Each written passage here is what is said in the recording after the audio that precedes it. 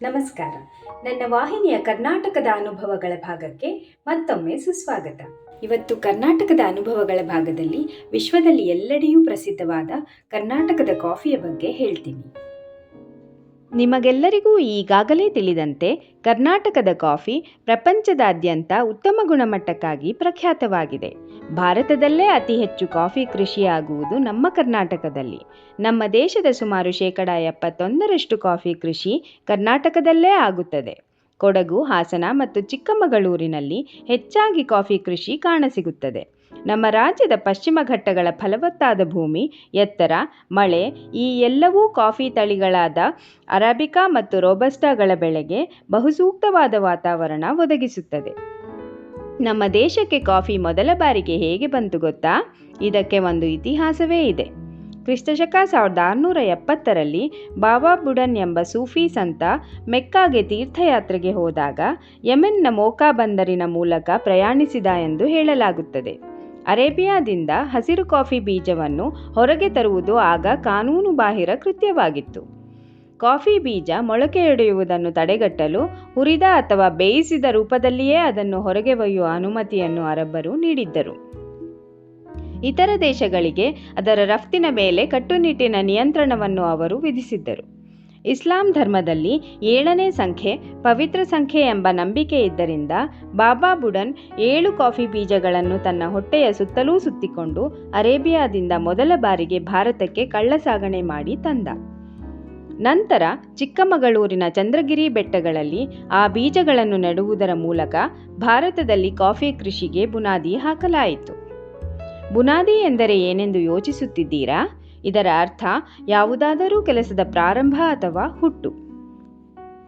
ಆ ನಂತರ ಸಣ್ಣ ಪ್ರಮಾಣದಲ್ಲಿ ಕಾಫಿ ತೋಟಗಳು ಅಲ್ಲಿನ ಸುತ್ತಮುತ್ತಲೂ ಆರಂಭವಾದವು. ವ್ಯವಸ್ಥಿತ ಕೃಷಿ ಬ್ರಿಟಿಷರಿಂದ ಪ್ರಾರಂಭವಾಯಿತು.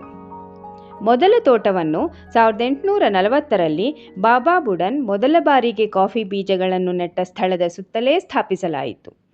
ಈ ಬೆಟ್ಟಗಳ ಸಾಲು ಬಾಬಾ ಬುಡನ್ಗಿರಿ ಎಂದೇ ಪ್ರಸಿದ್ಧ.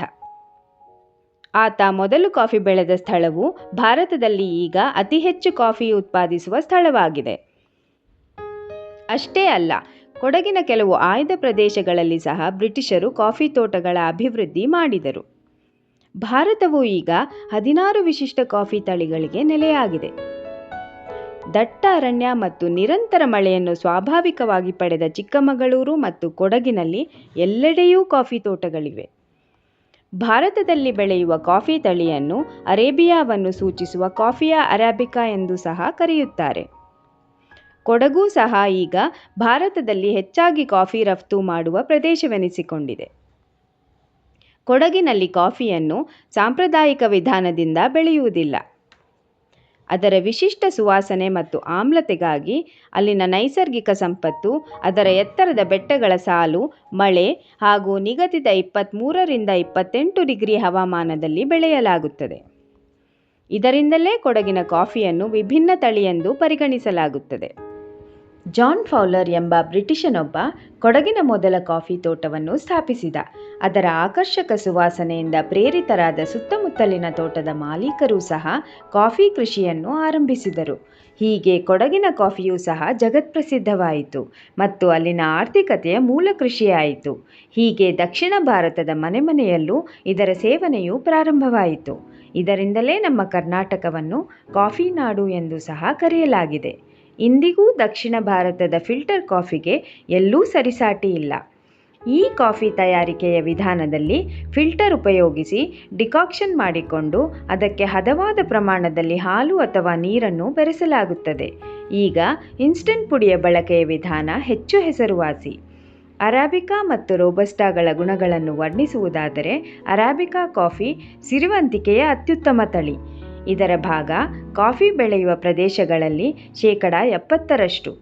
ಈ ತಳಿಯು ಸಮುದ್ರ ಮಟ್ಟಕ್ಕಿಂತ 1000ರಿಂದ 2000 ಮೀಟರ್ ಎತ್ತರದಲ್ಲಿ ಬೆಳೆಯುತ್ತದೆ.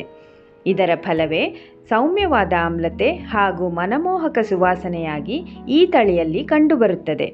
ಉಳಿದ 30% ಭಾಗ ರೋಬಸ್ಟಾ ತಳಿಯದು. ಇದು ಸ್ವಲ್ಪ ಸೂರ್ಯಕಿರಣಗಳು ತಾಕುವ ಭೂಮಿಯಲ್ಲಿ ಬೆಳೆಯುತ್ತದೆ. ಇದು ಸಮುದ್ರ ಮಟ್ಟಕ್ಕಿಂತ 200ರಿಂದ 800 ಮೀಟರ್ ಎತ್ತರದಲ್ಲಿ ಬೆಳೆಯುತ್ತದೆ. ಇದರಲ್ಲಿನ ಹೆಚ್ಚಿನ ಕೆಫೀನ್ ಅಂಶವು ಗಾಢ ರುಚಿ ಮತ್ತು ತೃಪ್ತಿಕರ ಅನುಭವ ನೀಡುವುದರ ಮೂಲಕ ತನ್ನದೇ ಆದ ಸ್ಥಾನವನ್ನು ಗಳಿಸಿದೆ. ಈಗಾಗಲೇ ವಿಶ್ವದಾದ್ಯಂತ ಅತ್ಯಂತ ಪ್ರಸಿದ್ಧವಾದ ನಮ್ಮ ಕಾಫಿಯನ್ನು ಎಲ್ಲರಿಗೂ ಪರಿಚಯಿಸಿ ಆನಂದಿಸೋಣ. ನಮ್ಮ ನಾಡಿನ ಈ ವಿಶಿಷ್ಟ ಸಂಪತ್ತನ್ನು ಆಸ್ವಾದಿಸುತ್ತಾ ನನ್ನ ಈ ನಿರೂಪಣೆಯನ್ನು ಮುಗಿಸುತ್ತೇನೆ. ನನ್ನ ವಿಚಾರಗಳು, ಅನಿಸಿಕೆಗಳು, ಅನುಭವಗಳ ಹಂಚಿಕೆಯು ನಿಮಗೆ ಇಷ್ಟವಾದರೆ ಲೈಕ್ ಮತ್ತು ಶೇರ್ ಮಾಡಿ. ನನ್ನನ್ನು ಇನ್ಸ್ಟಾಗ್ರಾಮ್ನಲ್ಲಿ ಫಾಲೋ ಮಾಡಿ ಮತ್ತು ನನ್ನ ಯೂಟ್ಯೂಬ್ ಚಾನಲ್ಗೆ ಸಬ್ಸ್ಕ್ರೈಬ್ ಮಾಡಿ. ಧನ್ಯವಾದಗಳು.